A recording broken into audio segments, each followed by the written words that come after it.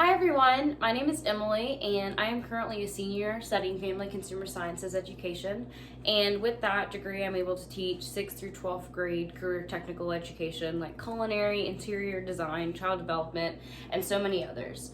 Thus far I've taken about 4 culinary classes and I would say that I'm about a novice. I don't know a lot, but I have learned a lot more within my peers to figure out that cooking at home is the best way to stay on budget, especially during college. And so that inspired me to make this YouTube channel. And within this YouTube channel, I want to provide recipes and cooking material for people who are on low budget.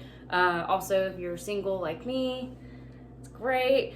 You get to save money. It's an easy concept. It's great. So today we are going to be cooking stromboli, and with the ingredients that you're gonna need are cheese. The cheese that I gathered was mozzarella and also some Parmesan, Romano, and Asiago. I really enjoy cheese, so I grabbed an extra bit, but you usually only just need mozzarella. And then I also grabbed, the Pillsbury pizza pie crust. It was already pre-made dough, it's super easy, and I laid it out on a flat cookie sheet. And then I also grabbed some pepperoni. I grabbed pork and beef pepperoni, and it's uncured. And this is probably the most expensive item that I grabbed at the grocery store. But it has no antibiotics and it's really good protein. The seasoning that I have is the Italian, oregano, basil, and onion powder. The recipe only calls for about basil and Italian seasoning, but I wanted to add some extra just due to what I have in my spice cabinet. And so with stromboli, the nutrition information on this is pretty simple.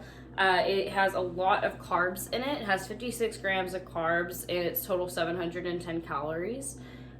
With these carbs, I know it has a lot, and with people who are wanting to have low carb diets, you can kind of aim for this as like a dinner meal and prepare to eat more carbs towards the end of the day. But if you need that energy, it's also great for lunch. I know for me that I have an issue with getting a lot of protein in my diet, especially during breakfast and lunch. And this one has 31 grams of protein, which I think is very helpful. And lastly, it has 39 grams of fat.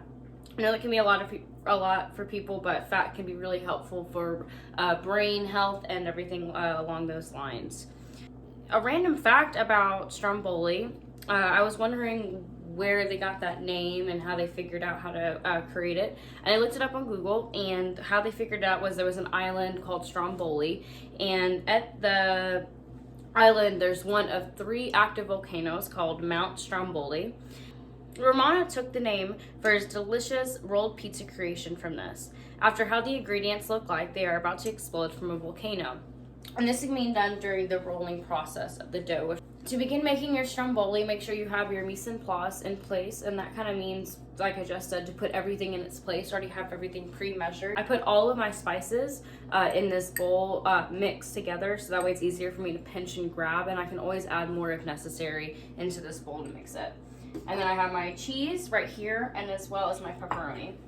And what you're going to start off by doing is initially you want to make sure that you wash your hands, and then before you wash your hands, you want to make sure that you pull your hair back. You don't want any hairs in your food. That's not really the greatest thing. So I'm going to step off camera and I'm going to wash my hands. Okay, and then also before you begin, you want to make sure that you preheat your oven to 400 degrees Fahrenheit. So initially you're going to have your pizza dough on your cookie pan, and it says on food.com that you just want to lay out your pepperoni and your cheese as if you would a pizza. I'm just kind of doing a zigzag pattern and then going to add cheese as I go, but I think I added 1 layer of pepperoni, and now I'm going to add the cheese that was already pre-mixed. And then I'm going to add another layer of pepperoni on top of that first layer of cheese. The recipe only calls for about a cup of cheese, but you can always add more, as well as you can always add more than a cup and a half of pepperoni.